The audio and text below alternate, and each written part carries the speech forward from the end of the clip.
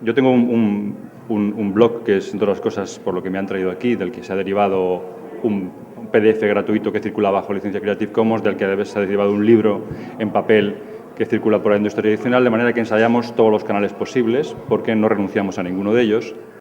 Ese blog se llama Los futuros del libro, porque la idea en la que está fundamentada es precisamente el de la convivencia y el del avance en paralelo de los soportes.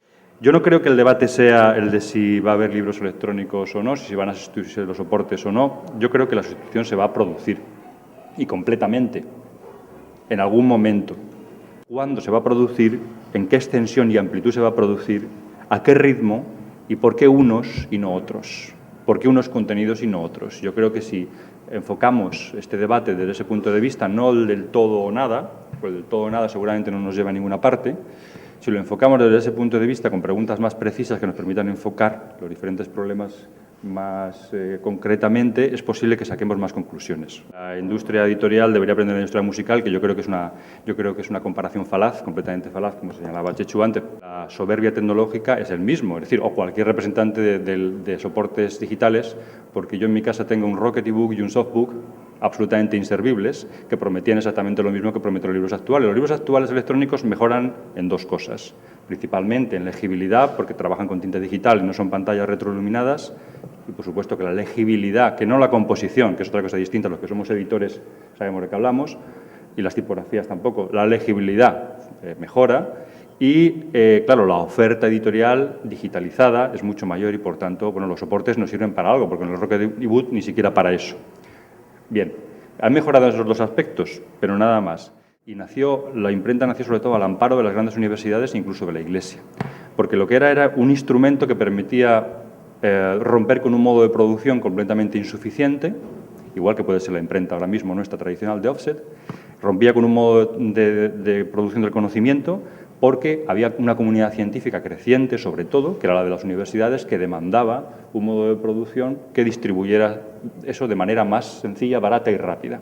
Y a eso venía a responder, entre otras muchas cosas. Entre otras muchas cosas. El papel, a propósito, existía un siglo antes de la imprenta en Europa, en China mucho antes, en Europa un siglo antes ya. Por tanto, sin papel hubiese sido imposible. Pero tardó un siglo el papel, un siglo en que fuera asumido como el tipo de soporte válido para el uso de esa clase de herramienta. Si además tenemos un instrumento que nos permite democratizar la edición, que es Internet y todas las aplicaciones que lo hacen, es decir, el nacimiento de la web, todos sabemos que tiene dos dimensiones, una militar y otra científica, la que nos interesa ahora es la científica, pues precisamente era una herramienta estrictamente de comunicación entre físicos de altas energías, que lo que necesitaban era que ese conocimiento circulara de manera sencilla y rápida y presta, ¿no? Por tanto, en el ámbito de la ciencia, en el ámbito que esta tarde seguramente saldrá, de determinadas disciplinas profesionales, como pueden ser las jurídicas, absolutamente nadie se ha planteado el tema de la sustitución de los soportes. Nadie. Es que no se discute ya. Es que automáticamente se ha producido ese cambio.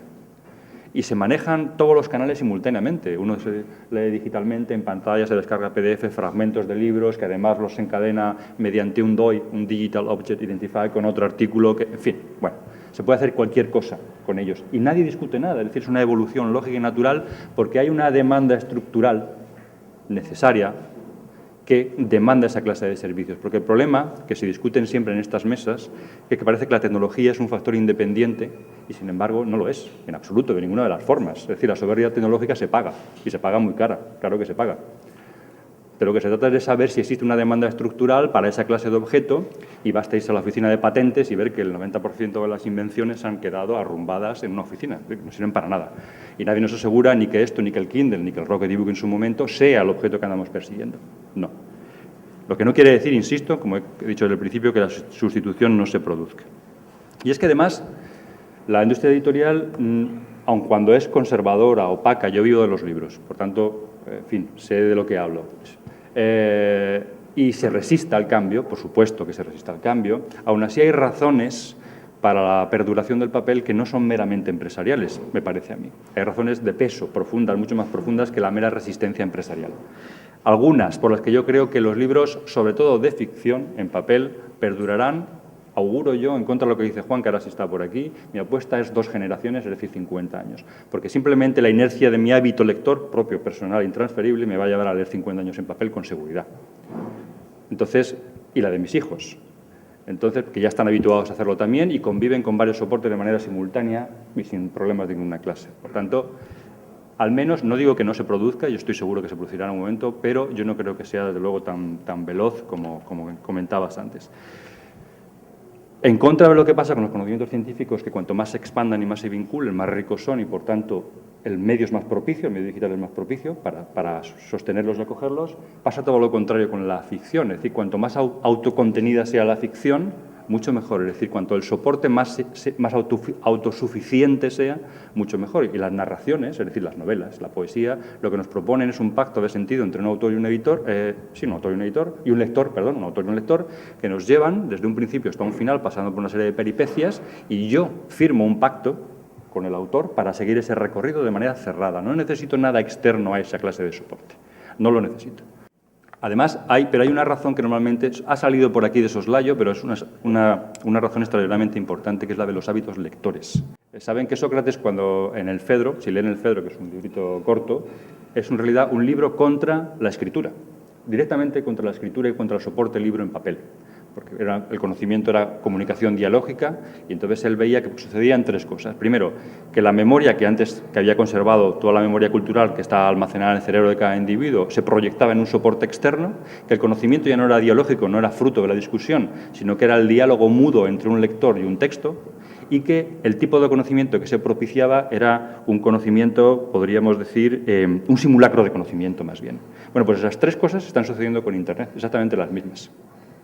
Entonces, la pregunta es, que a lo mejor la paradoja es que nos sucede como Sócrates, que Platón le traicionó y escribió los diálogos en papel, por eso le conocemos, si no lo hubiésemos conocido. Pero siguen siendo pertinentes esas 3 preguntas. ¿No estará pasando lo mismo?